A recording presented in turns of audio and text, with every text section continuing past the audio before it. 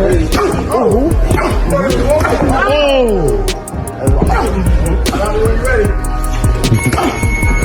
don't want to be involved with it, but I do respect the fact that it's going to do big numbers. It's just not boxing. And I don't think we should promote it as boxing. Leaked footage from Gervonta. Davis's training camp shows him going toe-to-toe with heavyweight-sized sparring partners as he prepares for his upcoming fight against Jake Paul. The clips reveal how seriously Davis is taking this challenge. Stop closing up and let it go. Keep turning, step around. Keep turning.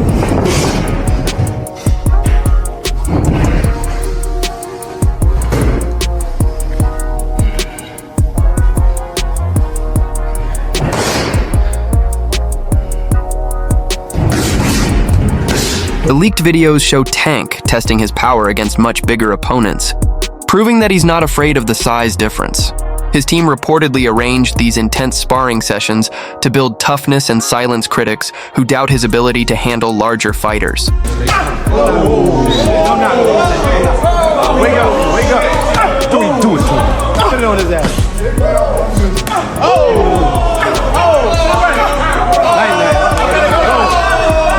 Gervonta Davis has been training with fighters who are much heavier than him, sparring with strong power punchers to sharpen his timing, endurance, and strength. These sessions highlight his confidence and fearlessness as he refuses to stay within his own weight class. On the other side, Jake Paul has made a name by choosing opponents strategically.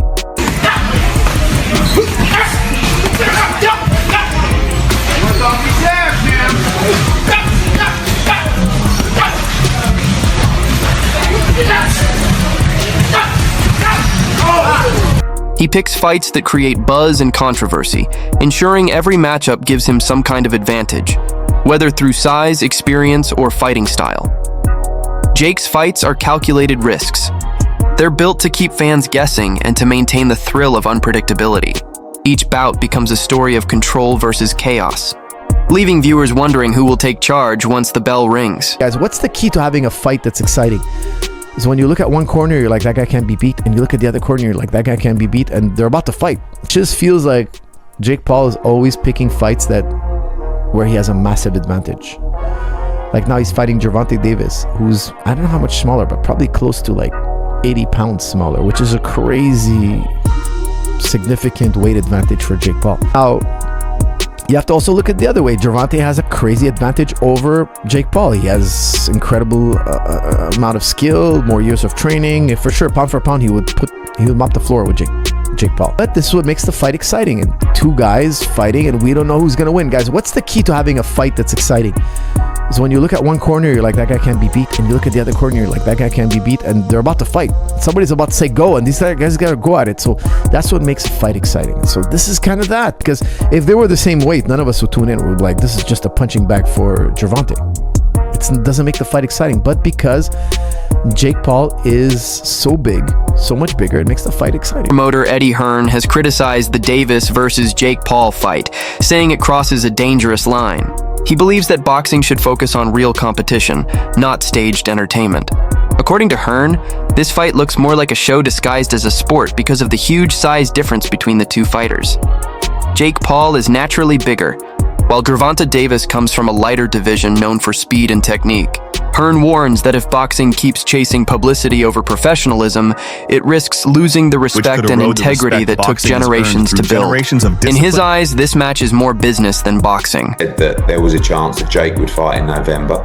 I think, wasn't I the one that broke Jake Paul against Gervonta Davis 6 months ago or something? I knew that they'd agree that deal. I didn't know they were about to announce it then, but I did know that they'd agreed that deal previously. So I don't like it, if I'm honest. I mean, I think we need to really differentiate between boxing and an entertainment concept, and that's what that is. It's a freak show, it's entertainment, it's a lightweight fighting a cruiserweight, you know, with, I don't know, is it bigger gloves and certain minutes per round? I don't know what it is, but, you know, I understand the market and I understand this freak show, shock kind of the world mentality of people potentially tuning in. Is that a step too far? maybe. I mean, I hated Jake Paul against Mike Tyson, but it did massive numbers. I hate Jake Paul against Gervonta Davis. It'll probably do massive numbers. So that's when you really have to differentiate yourself between, just because you don't like it doesn't mean it isn't going to do good business. However you want to be involved with it is another kettle of fish. I don't want to be involved with it, but I do respect the fact that it's going to do big numbers. It's just not boxing. And I don't think we should promote it as boxing. In the meantime then, Eddie, where does that leave you with Anthony Joshua? Are you exploring other options for the end of this year, or are you still looking at that fight for the beginning? Yeah, no, we're not interested in the Jake Paul fight right now. After that, I mean, like, you know, we're not going to wait around till November. Is it November or December, whenever it is, and see how he gets on. I mean, if he gets chinned by Gervonta Davis, we can't exactly make the Anthony Joshua fight. Malignaggi takes a realistic and honest view of the situation. He says fans shouldn't mistake this event for a serious boxing match. It's an exhibition, not a ranked fight. Malignaggi points out that there's no betting, no title impact, and no real career risk for either fighter. He encourages people to enjoy it as entertainment, not competition. While some purists are frustrated that boxing is turning into showmanship, Malignaggi admits that this is how the business side of the sport has evolved, where personality and promotion matter more than belts and titles. When I watch it, I don't. I just think he's fighting opponents that, you know, are not with it anymore or are too small for him and whatnot. But in this situation, it is an exhibition. So you've got to keep in mind that this could be set up. This could be like WWE. This one could be set up. I don't know. I'm not saying it is, but this is not a sanctioned fight, champ. This is an exhibition. And an exhibition means you cannot bet on it. You cannot bet on the result. If you remember, this is why they changed the Mike Tyson fight from an exhibition to a real fight, because they realized, you know, an exhibition, you could stage it and they couldn't take bets on it. So this is an exhibition. There is no betting on it. So that means, I'm not saying people are going crazy with the opinions, who's going to win, who's going to lose. You don't know what size gloves they're going to wear. You don't even know if they're going to stage the whole thing, because this is something that, as an exhibition, it's not illegal to stage it. So I think this could be all kinds of crazy, wacky stuff. This is a bit of a circus, in my opinion. Who would you think should win that fight? Would you think that Davis should be able to get in there, even though the size did 100 pounds? Do you think he should be able to do it?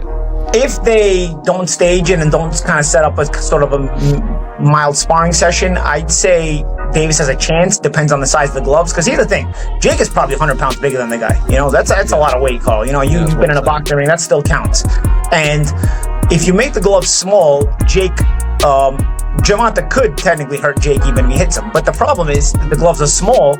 Jake could also hurt Gervonta because Gervonta's so small. Gervonta's so much smaller than him, you know. So do you make the gloves big, and then really who's got that advantage? I don't know. You know, technically Gervonta's a lot better boxer, but he's so much smaller. I've stood next to Jake. Jake's a big guy. It's like I said, it's a bit of a circus freak show, and that's why I don't put it out of the question that this exhibition could be a bit staged in the ring. Despite the hype and chaos around this event, Gervonta Davis is treating it like a real challenge. Sources inside his camp describe him as focused, disciplined, and fully committed. He's been sparring with larger opponents, showing his determination to face the physical challenge head-on. Observers have noticed his calm and serious attitude during press events. Davis isn't chasing fame. He wants to prove that skill and precision can beat size and showmanship. For him, this fight is deeply personal, a test of both physical and mental strength, and a way to defend the true spirit of boxing. Also, and again, Jake's only been boxing for 5, 6, 7 years now. It isn't necessarily far-fetched to try to have his own advantages when trying to fight other boxers that have been far more experienced than him. But this one's a little too much, right? This one is crazy because of the massive weight difference. It doesn't make a ton of sense. But again, as far as a sport fight is concerned, I want to make sure I make that clear. Again, this is not me hating on it, because I do think that both guys have been very upfront with what they're doing in this fight and what their goals are with these kind of events. But the narrative Jake's trying to create as if this is like proving anything for him fighting a real fighter when Gervonta is so much smaller than he is.